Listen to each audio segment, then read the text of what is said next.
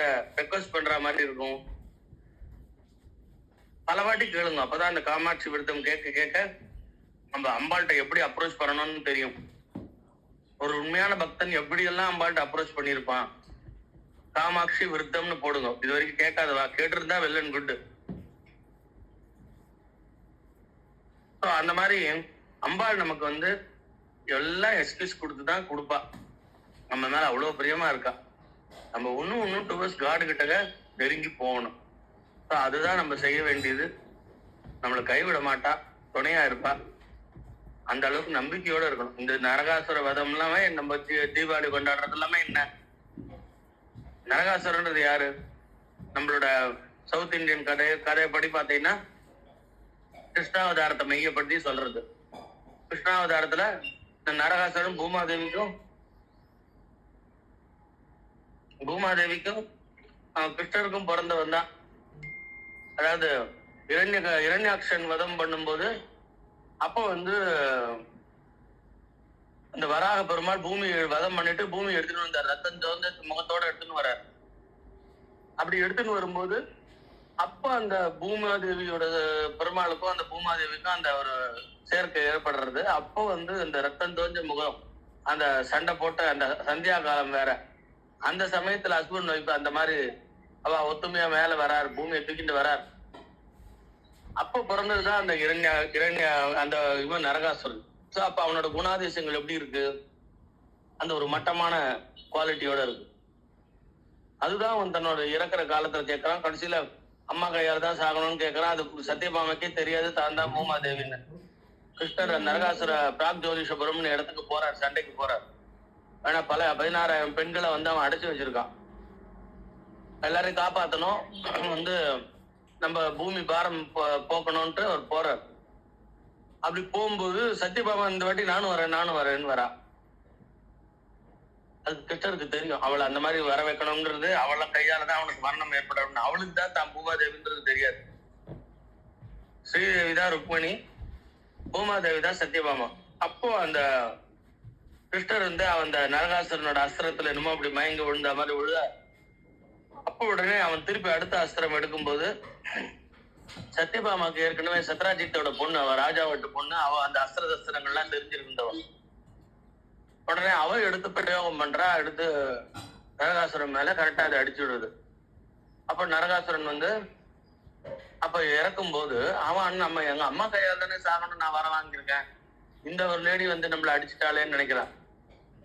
அப்பதான் வந்து கிருஷ்ணரே சொல்ற, சத்தியபாமாட்ட கீழே வந்திருக்கிறது உன் பையன் தான் போ அப்படின்ற. என் பையனா அப்படின்னும் போது அப்ப வந்து பூமாதேவின்ற நினைப்ப திருப்பி கொடுக்குறார் சுவாமி. முதல்ல மயங்கின்ற மாதிரி மயங்கி விழுந்த மாதிரி விழுந்தாரே தவிர இவ அடிச்ச அப்புறம் அவர் எழுந்துட்டார். போய் மடியில போட்டு அழு அப்படின்ற. அப்பா அழும்போது கிருஷ்ணரும் பூமாதேவியும் ஆசீர்வாதம் பண்றாவன. அப்போ வந்து இவ்வளவு பெரிய தெய்வத்தோட குழந்தையா இருந்து கூட நான் இப்படி மிஸ்பிஹேவ் பண்ணிட்டேன், வாழ்நாள் முழுக்க ஸ்பாயில் பண்ணிட்டேன், வேஸ்ட் பண்ணிட்டேன். அதனால என்னோட இந்த இறப்பை கூட, இறப்புனால எல்லாரும் துக்கம் அனுஷ்டிப்பாங்க, என்னோட இறப்பை வந்து எல்லாரும் ரொம்ப சந்தோஷமா இருக்கணும், ஹாப்பியா இருக்கணும் அப்படின்னு அவன் வரம் கேட்கறான். அதுதான் பாத்தீங்கன்னா இப்ப ஆட்டோமேட்டிக்கலி நம்ம ஹிந்து பண்டிகைல எல்லாத்தோட குழந்தைகள் பெரியவர்களுக்கு எல்லாருக்கும் பிடிச்சது வந்து தீபாவளி. ஆனா அது வந்து அது தீபாவளினா அந்த மெயினா கிராக்கர்ஸ் கூட இருக்கலாம், இப்போ எல்லாருக்கும் சந்தோஷத்தை கொடுக்கக்கூடியது. அந்த மாதிரி ஒரு நரகாசுரன். அதனாலதான் அன்னைக்கு வெந்நீர்ல வந்து லட்சுமி கடாட்சம் கிடைக்கிறது. கங்கா ஸ்நானம் ஆச்சான்னு கேட்கிறோம். நம்ம வெந்நீர் ஸ்நானம் பண்றோம், கங்கையில குளிச்ச புண்ணியம் கிடைக்கிறது. லட்சுமி குபேர பூஜை எல்லாம் பண்றா எல்லாரும். எல்லாம் நல்லதெல்லாம் வருது எல்லாருக்கும். அந்த மாதிரி சமயத்துல பேட் எல்லாம் போய் நல்லது வருது. அப்படி ஒவ்வொரு குடும்பத்திலயும் அந்த மாதிரி சந்தோஷம் இன்பம் வரட்டும், கெட்டது போகட்டும். நரகாசுரன்ற அந்த தீப இருள் போய் வெளிச்சம் வரட்டும், எல்லாருக்கும் பிரகாசமா இருக்கட்டும் வாழ்க்கை அப்படின்றதுதான் இந்த தீபாவளியோட கான்செப்ட். அது மாதிரி நம்ம இதயத்துல இருக்கிற இருட்டு எப்ப போகும், உள்ள இருக்கிற நரகாசுரன் எப்ப போவான் அப்படின்னா இந்த மாதிரி நாயன்மார்கள் ஆழ்வார்கள் மாதிரி அந்த சாக்ரிஃபைசிங் சரணாகதி முழுக்க நம்ம கடவுள்கிட்ட கொடுத்து, ஒரு சின்ன விஷயம் நல்லது நடந்தாலும் கெட்டது நடந்தாலும் ஏதோ ஒரு கொள்கை வச்சிருக்கா பாத்தீங்களா, கேட்டது கொடுப்பேன்னு சொல்றா. அப்ப எந்த எக்ஸ்டென்ட் வரைக்கும் கொடுப்பாரு அவரு அப்படின்றத ஏற்பகை நாயனார் எந்த எக்ஸ்டென்ட் வேணா அப்படின்றத நிரூபிச்சு காட்டினார். இருக்கிறத கேளுங்கன்னா, இருக்கிறத கேட்கறதுன்றது அதுவும் இதுவும் ஒரு இதை கேட்கலாமான்றதே அப்ப அதுக்கு முன்னாடி யோசிச்சிருக்க மாட்டா யாருக்குமே. ஏன்னா இவ்வளவு பெரிய நல்லவர்கிட்ட போய் என்ன கேட்பா? யாராவது ஏழையா இருந்தா பொண்ணும் பொருளும் கொடுன்னு கேட்பா. அந்த மாதிரி வேணா கேட்டிருக்கலாம். ஆனா இந்த எக்ஸ்டென்ட் அவர் யாருமே யோசிக்காத எக்ஸ்டென்ட் சுவாமி ஒரு லீலை பண்றார். அதையும் இஸ் ரெடியா அப்படி. அதாவது என்னன்னா, அந்த பந்தம் மனைவி கணவன் இடத்துல ஒரு பந்தம், நம்மளோட அந்த ஒரு பிள்ளை இடத்துல பந்தம், அது சிறுத்தொண்டு நாயனார்ட்ட காட்டுறா. அந்த பந்தத்தை கூட நம்ம ஜெயிச்சு காட்டணும். நம்ம பாசம் வச்சிருப்போம், ஆனா அதை ஜெயிச்சு காட்டணும்ன்றதுதான் சிவபெருமான தாத்பரியம். அந்த சம்சார சாகரம், அது சம்சாரத்துல இருக்கோம் நம்ம அப்படின்னா கூட இவாளுக்கெல்லாம் கடமையா செஞ்சுட்டு இருக்கணும். ஆனா அவள்கிட்ட அஃபெக்ஷன் ஜாஸ்தியா போய் நம்ம ஒரு படி மேல போய் நம்ம அந்த தெய்வத்தை கூட விட்டுருவோம் அப்படின்ற மாதிரி இல்லாம இவாள்லாம் என்ன பண்றா, ஒருத்தர் கணவன் மனைவி மேல வச்சிருக்கிற அந்த பாசத்தையும் ஜெயிச்சு காட்டுற. முன்னூற்று சிறுத்தொண்டர் தன் பிள்ளை இந்த மனைவி மேல வச்சதை விட பிள்ளை மேல வச்சிருக்கிறது பேரண்ட்ஸுக்கு அது பெரிய ஒரு சொத்து, குழந்தைகள் தான். மனைவி கணவன் உறவு கூட ஒரு சம் எக்ஸ்டென்ட் வரைக்கும் இதுவாகும். அப்புறம் பாத்தீங்கன்னா 2 பேருமே குழந்தைகள் மேல பாசம் வைக்க ஆரம்பிச்சிருவா. அதுதான் உண்மையும் கூட. 2 பேரண்ட்ஸ் 2 பேருமே குழந்தைகள் இடத்துல பிரியம் காட்டுவா. அது இன்னும் ஒரு எக்ஸ்டென்ட் பண்ணி கடவுள் ஒரு லீலை பண்றாரு. 5 வயசு குழந்தைய போய் வெட்டிக்கிட்டு பிள்ளை கறி போடணும்னு அந்த மாதிரி ஒரு பரீட்சை பண்றாரு. அதுல தாத்பரியம் என்னன்னா, எல்லாத்தையும் ஜெயிக்கணும், அந்த ஆசைகள் எல்லாம் ஜெயிக்கணும், அந்த பந்தங்கள் எல்லாம் ஜெயிக்கணும். அதுதான் இறைவன் முக்தி கிடைக்கும் அப்படின்றது தாத்பரியம் தான் இந்த கதைகள்லாம். நம்ம சேர்க்கிற நமக்கு அது மூலியமா ஒரு ஞான அறிவை கொடுக்குறார். கபீர்தாசர் இது 2மே பண்ணிட்டார். கபீர்தாசரோட கதையில பாத்தீங்கன்னா, அடியார்கள் வரும்போது சாப்பாடு போடுறதுக்கு வழி இல்லை அப்படின்னா கபீர்தாசர் உடனே ஒரு கடையில போய் கேட்கிறாரு, நீ பரம ஏழை, நீ எப்படி உன்கிட்ட 100 பேர் வந்திருக்கான்ற, நான் சாப்பாடுக்கு உனக்கு பொருள் கொடுப்பேன், ஆனா நீ திருப்பி பைசாவே கொடுக்க மாட்டிய அப்படின்றான் அந்த கடைக்கார். இல்லப்பா, அடியார்கள் வந்திருக்கா 100 பேரு, அத்தனை பேருக்கு சமைச்சு சாப்பாடு என் மனைவி தான் போடணும், தயவு செஞ்சு கொடுப்பா, பட்னியா போக கூடாது, அடியார்கள் என்ன நம்பி வந்திருக்கா, பகவான் நாமா சொல்லிட்டு இருக்கா எங்க வீட்டுல அப்படின்னு கபீர்தாசர் கெஞ்சார். உடனே அவன் மனைவி சமையல் பண்ணி போடணும்னு அவன் மனைவியை பார்த்திருக்கான். கபீர் மனைவியை பார்த்திருக்கான், கொஞ்சம் அழகா இருப்பான். உடனே அந்த கடைக்காரன் பார்த்தான், எப்படியும் உங்ககிட்ட காசு வர போறது இல்ல, அதனால நான் கேக்குறேன், நீ உன் மனைவி எனக்கு கொடுப்பியா? உனக்கு பருவெல்லாம் கொடுக்குறேன் அப்படின்னா. இவர் அவனோட சின்ன புத்தி அவருக்கு மனசுல நிக்கல. அவருக்கு நின்றதெல்லாம் இப்ப பொருள் தரேன்னு சொன்னானே அப்படின்ட்டுதான் நின்றுது. சரிப்பா, ஆனா இப்ப சமையல் பண்றதுக்கு மனைவி தான் பண்ணணும், அத்தனை பேருக்கு சமையல் பண்ணி சாப்பாடு போட்டப்ப நான் கொண்டு வந்து விடுறேன், நான் வணங்குற ராமன் இடத்துல மேல நான் சத்தியமா சொல்றேன் அப்படின்னு. உடனே அவனும் இவருக்கு தெரியும், அவ்வளவு ராம பக்தர் தெரியும். சரின்னு பொருளை கொடுத்துட்டான். எல்லாம் சமையல்லாம் பண்ணியாச்சு, அடியார்கள்லாம் வந்தா அத்தனை பேருக்கு மனைவி சாப்பாடு போட்டு எல்லாம் பண்ணியாச்சு. உடனே மனைவி வா அப்படின்னு கூப்பிடுற, எங்கன்னு கேக்குறான். அடியார்களுக்கு சாப்பாடு போட்டாச்சு, அவளோட ஆசீர்வாதம் எல்லாம் வாங்கியாச்சு, வா நம்ம வேலை முடிஞ்சுது, உனக்கு ஒரு கடமை இருக்கு, வா. நீ என்ன கேட்டுட்டே இருந்தியே, இவ்வளவு பொருள் எழுதுன்னு கேட்டுட்டே இருந்தியே, இந்த கடைக்காரன் கொடுத்தான், ஆனா இந்த மாதிரி ஒண்ணு கேட்டான், நான் சரின்னு சொல்லிதான் வாங்கிட்டு வந்தேன் அப்படின்னா. அவ அப்படியே ராமான்னு, இவர் எப்படி ராமன பக்தியோ அந்த மாதிரி அவளும் ராமான்னு நினைச்சுக்கிறான். இந்த மாதிரி பண்ணினா இப்படிதான் கொடுத்தானா அவன் அப்படின்றான். ஆமா, நான் சரின்னு சொல்லி வாங்கிட்டு வந்துட்டேன், என் வாக்கு தவறக்கூடாது, இதுக்கு நீதான் எனக்கு துணையா இருக்கணும் அப்படின்ற. அவளுக்கு என்ன பண்ணுவா, பேச்சு மூச்சே இல்லை, பதில் பேசவே முடியல. அப்போ சரின்ட்டு வந்த உடனே ஒரு செகண்ட்,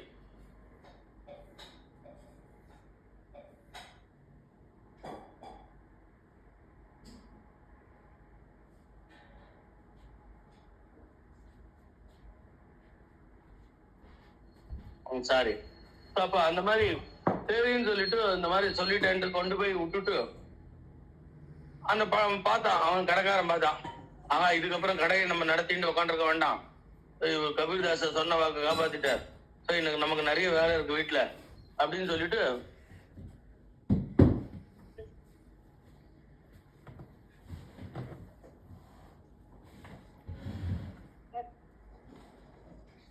நிறைய வேலை இருக்கு அப்படின்னு சொல்லிட்டு என்ன பண்ணான்னா,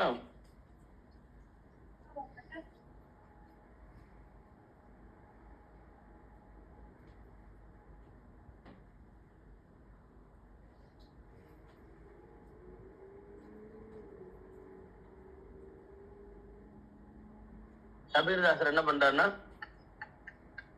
அந்த மாதிரி கொண்டு வந்து அவளை விட்டுட்டு வந்துட்டார். அவன் பாத்தீங்கன்னா நீ கடையை ஷாப் க்ளோஸ் பண்ணிட்டு அவன் பாட்டுக்கு சந்தனம்லாம் உடம்புல பூசிட்டு இருக்கான். ராமர் பார்த்தார், ஏன்னா சதா சர்வகாலம் ராமநாமத்தை சொல்றவனவ. உடனே பார்த்துட்டு ராமரும் லக்ஷ்மணனும் ரெண்டு அந்த போலீஸ்கார மாதிரி, அந்த காலத்து போலீஸ்கார மாதிரி அந்த மாதிரி வந்து அந்த அந்த ஆளை வந்து என்ன பண்றாருன்னா, இந்த மாதிரி நீ வந்து பண்ணேன்னா கபீர்தாசோட மனைவி உன்னோட இதுல எப்படி வீட்டுக்கு வருவா அப்படின்னு சொல்லி அவனை அடிச்சு உதச்சி கபீர்தாச மனைவியை கொண்டு வந்து விடுறாரு.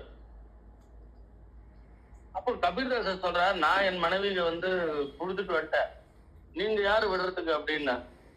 அப்போ அவ வந்து ரெண்டு பேரும் ராமனும் லக்ஷ்மணமாவும் காட்சி கொடுக்குறான். அப்படிதான் வந்து ராமலட்சுமணர் வந்து அந்தது தெரியறது, அனுகிரகம் பண்றா. அடுத்தது தமால்னு கபீர்தாசரோட பிள்ளை இன்னொரு வாட்டி வேற சந்தர்ப்பத்துல இந்த மாதிரி இது வரும்பொழுது, அப்போ வந்து பக்தர்கள்லாம் வரும்போது தமால் என்ன பண்றா, வேற ஒரு கடையில வந்து கண்ணம் வைக்கலாம், என்ன வந்து கண்ணம் வைக்கிறதுனா கொள்ளடிக்கிறது, என்ன வந்து உள்ள இறக்கி விட்டுருப்பா, சின்ன ஓட்டை போட்டு நான் உனக்கு பொருள் எடுத்து கொடுக்குறேன் அப்படின்னா. அப்படி பொருள் எடுத்து கொடுத்துட்டே இருக்கான். கடைசியில அந்த முதலாளி வந்துட்டான், பின்பக்கமா காலை பிடிக்கிறான். அந்த கமால் வந்து வெளியில தலையை நீட்டின்னு இருக்கு, காலை பிடிச்சிட்டான். இந்த சின்ன ஓட்டை இல்லை, யார் தலைன்னு தெரியல. அப்ப அந்த கமால் சொல்றான், அப்பா என் தலையை வெட்டி எடுத்து போயிடுப்பா, ஏன்னா நான் இப்ப மாட்டேன்னா இந்த பொருள் எல்லாம் திருப்பி கொடுத்தாகணும், அடியார்களுக்கு சாப்பாடு போட முடியாம ஆயிடும், நீ வந்து அடியார்களுக்கு போய் சாப்பாடு போட்டு அப்புறம் பாத்துக்கலாம், நம்ம நீ வந்து இந்த என்னை வெட்டி எடுத்துட்டு போயிடுப்பா தலைய அப்படின்றா.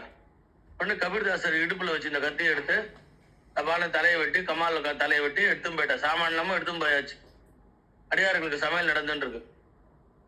அப்போ வந்து இந்த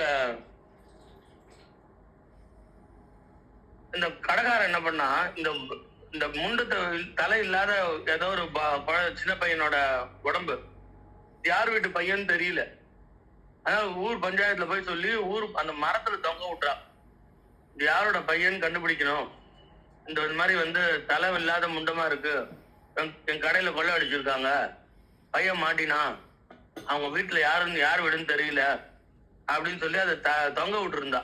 மரத்துல தலையில்லாத முண்டம் தொங்க விட்டு பஞ்சாயத்துல யாரும் கண்டுபிடிக்கணும் அப்படின்லாம் யோசனை பண்ணிட்டு இருக்கா.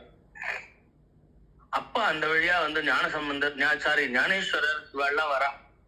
கபீர்தாசர் வீட்டுக்கு வந்து கபீர்தாசரோட இந்த பக்தியை கண்டு மெச்சு, ஞானேஸ்வரர் சாட்சாத் மகாவிஷ்ணுவோட அவதாரம், ரொம்ப சந்தோஷம்பா, நீ இப்படி வந்து பிள்ளை பண்டாட்டியும் ஒரு வாட்டி பண்ண எங்களுக்கு தெரியும், அதே சமயத்துல இந்த மாதிரி பிள்ளையும் இப்படி பண்ணி அடியார்களுக்கு சாப்பாடு போட்டு உட்காந்துருக்க, உன்னோட பக்தி சிறந்தது அப்படின்னு சொல்லி உடனே இந்த தலையை எடுத்துன்னு வான்னு சொல்லி ஊர் பஞ்சாயத்து நடுவுல அந்த தலையும் முண்டத்தையும் தொட்டு பாடுறார் ஞானேஸ்வரர் பாண்டுரங்கனை பத்தி.